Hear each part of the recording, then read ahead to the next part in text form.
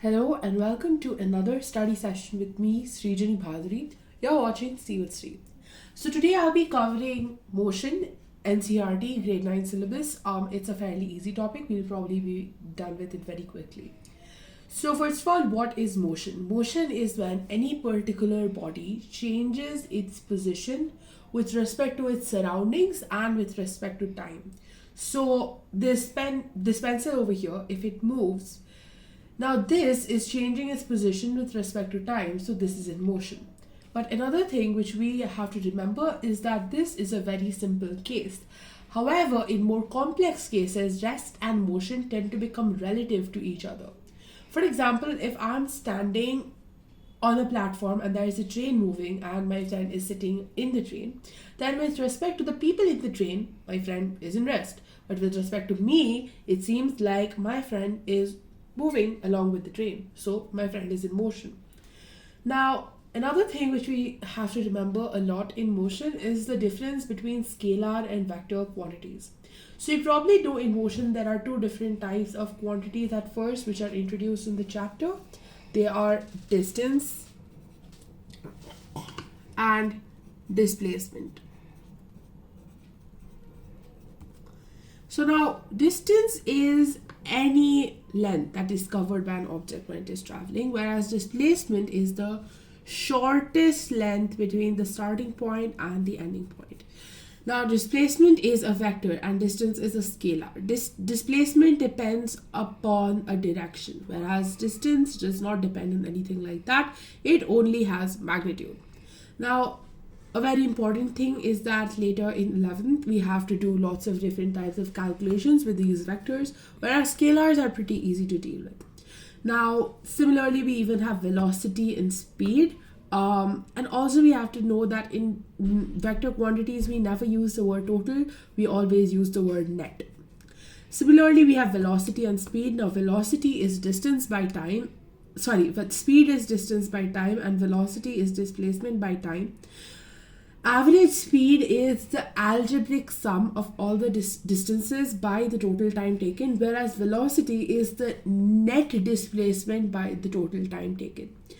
Now, acceleration is very objective. It's used in all the objective questions. Now, acceleration is basically velocity by time. So, obviously, acceleration is also a vector quantity.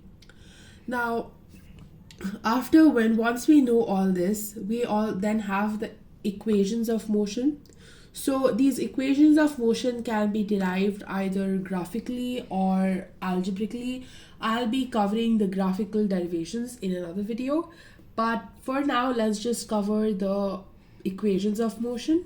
So in the equations of motion we have v is equal to u plus at, and we have the variables v, u, a, t and s being used throughout these three equations.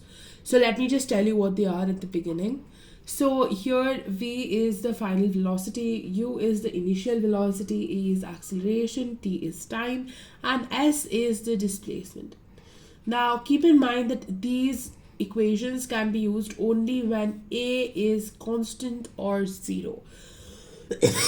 Because otherwise a becomes a polynomial, and that time we have to use differentiation and integration and things get very complicated. So it is only used when a is constant. Now here we have v is equal to u plus at, s is equal to ut plus half at square, 2as is equal to v square minus u square. Now a very important thing which most people forget is the half over here, and they end up making a lot of mistakes. I myself have made a lot of mistakes with this. So yeah, these are the equations. Now a very important thing is that in the first chapter we get introduced to the concept of free fall. Now what is free fall? Free fall is when a body is made to drop from a height with no other force other than the force of gravity acting on it. So if I drop the pencil like this, that's free fall. If I drop it like this, on the other hand, I'm applying a force, so it is not a free fall.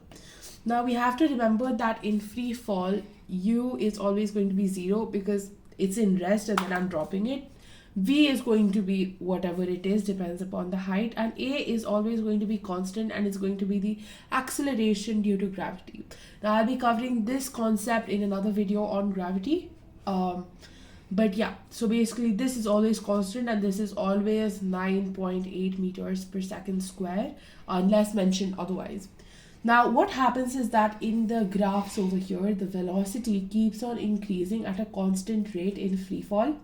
However, in projectile motion, what happens is I am chucking it in up, so it goes like that. So what happens in projectile is that the gravity, instead of becoming our friend in motion, it becomes our enemy in motion and keeps pulling it downwards. So what happens is that the velocity keeps on decreasing such that at the highest point u will be 0. So this is the velocity time graph in projectile motion keeps declining, and in free fall it keeps increasing. Thank you so much. Until next time.